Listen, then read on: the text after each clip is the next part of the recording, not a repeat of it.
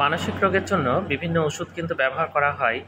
এই ওষুধগুলো আগের দিনের যে মানসিক রোগের ওষুধ ছিল, সেগুলোর পার্শ্ব প্রতিক্রিয়া ছিল অনেক বেশি এবং রোগীদের ওষুধ খাওয়ার পরে নানা রকম সমস্যা কিন্তু দেখা যেত। তো বর্তমানে যে মানসিক রোগের ওষুধ পাওয়া যায়, এগুলো সাইড এফেক্ট তেমন নাই এবং এগুলো কিন্তু খুব নিরাপদ। এবং আমরা যেটা দেখেছি যে মানসিক রোগের ওষুধ কিন্তু দীর্ঘদিন ধরে খেয়ে যেতে হয়। অনেকেই হয় যে ওষুধ খাওয়ার পর কিছুটা আরাম বোধ করেন, তারপর ওষুধ বন্ধ করে দেন। তো এই কাজটা করা যাবে না। ওষুধটা কিন্তু নিয়মিত খেয়ে যেতে হবে এবং ডাক্তার যদি বন্ধ করে দেন, আপনি কেবলমাত্র তখনই বন্ধ করবেন।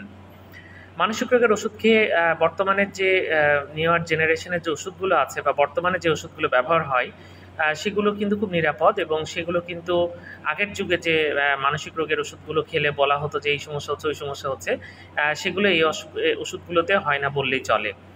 তো যাই হোক, আপনি যদি মানসিক রোগ দেখা যায়, অহেতুক সন্দেহ দেখা যাচ্ছে, কানে গায়েবী আওয়াজ শুনছেন অথবা মন খারাপ, কোনো কিছু ভালো লাগছে না, আপনি অবশ্যই দ্রুত ডাক্তার দেখাবেন, নিশ্চয়ই সমাধান পাবেন।